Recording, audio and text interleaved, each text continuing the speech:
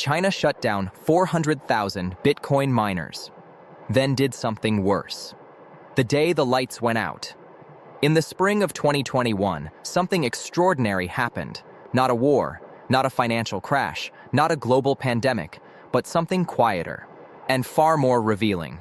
Overnight, entire regions of China went dark, not because of blackouts, not because of natural disasters, but because Bitcoin mining farms were being shut down at scale. Row after row of machines, warehouses humming with computational power, entire provinces contributing to the backbone of a global financial network. And then, silence. More than 400,000 Bitcoin miners were forced offline. The headlines told us this was about energy use, carbon emissions, and financial stability. But that was only the surface, because shutting down miners wasn't the real story. What China did next was far more important, and almost no one was paying attention. Why Bitcoin terrified Beijing? To understand what happened, we must first understand why Bitcoin represents a threat, not to banks, not to investors, but to governments. Bitcoin is not just money, it is permissionless, borderless, censorship-resistant, uncontrollable. No central authority can print more, freeze accounts, reverse transactions, decide who is allowed to participate. For authoritarian systems, this is not innovation, it is rebellion. China understood this earlier than anyone else. While Western governments debated whether Bitcoin was a scam or a bubble, Beijing studied it as a systemic risk to state power. Because Bitcoin does something unprecedented, it removes monetary sovereignty from the nation-state, and China does not tolerate parallel systems of power. The irony: China built Bitcoin first. Here is the part few people like to talk about. For years, China dominated Bitcoin mining.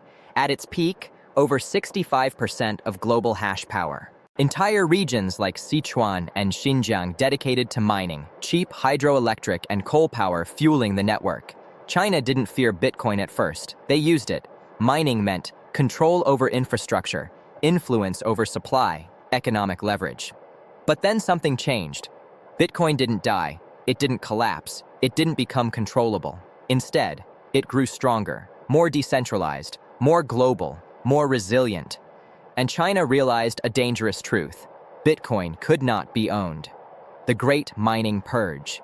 In mid-2021, the hammer fell. Mining bans rolled out province by province: Inner Mongolia, Xinjiang, Sichuan, Yunnan, police inspections, power cuts, equipment seizures. Some miners fled in the middle of the night. Others dismantled entire warehouses in days. Hard drives were destroyed. ASICs were sold at fire sale prices. Operations worth billions vanished.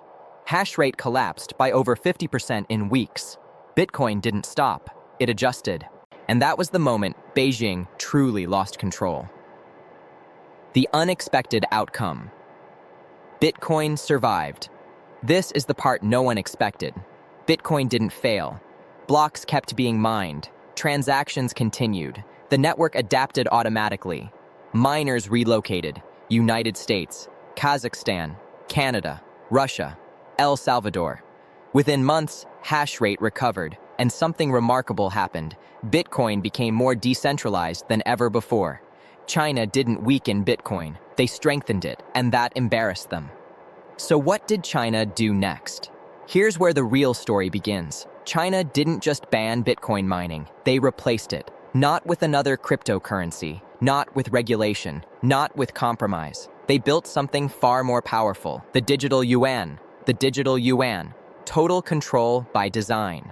Officially called ECNY, the digital yuan is not a cryptocurrency. It has no decentralization, no anonymity, no fixed supply. Every unit is issued by the state, tracked in real time, programmable. This is not money as we've known it. This is monetary surveillance.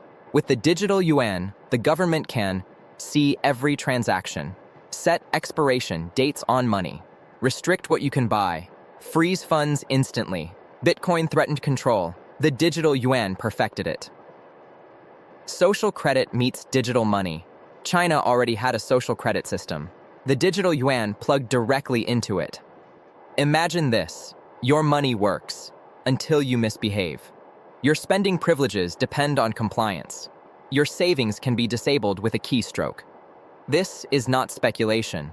This is policy architecture. Bitcoin allowed people to opt out. The digital yuan ensures no one can. Why this matters to the rest of the world? At this point, many viewers think, that's China's problem. It isn't, because China is exporting this model through trade deals, Belt and Road initiatives, cross-border settlements. The digital yuan bypasses SWIFT, the US dollar, Western financial oversight. This is not about convenience. This is geopolitical warfare through money, the dollar under pressure.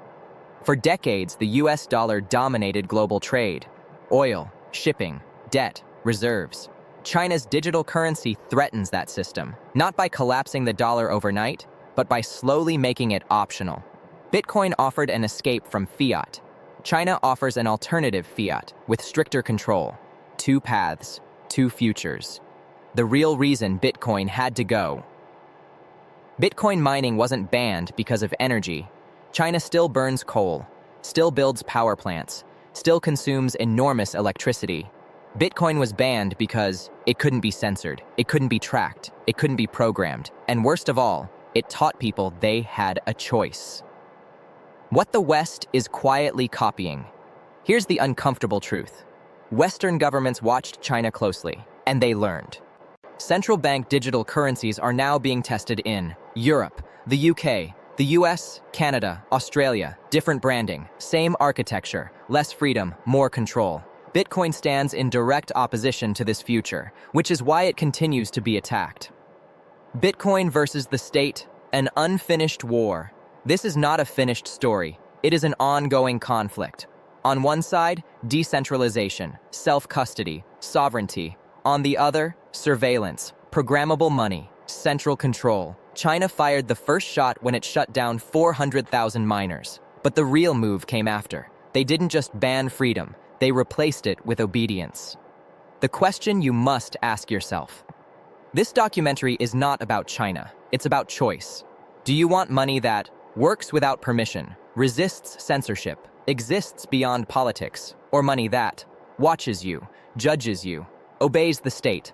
Bitcoin showed the world another path. China responded with the digital yuan. The rest of the world is watching, and soon, you may not be asked. History doesn't repeat loudly. It moves quietly. The miners went dark. The machines were dismantled. The headlines moved on, but something far bigger replaced them. And if you're not paying attention now, you will later, when your money stops working. Stay aware. Stay awake. This is Felix. See you next time.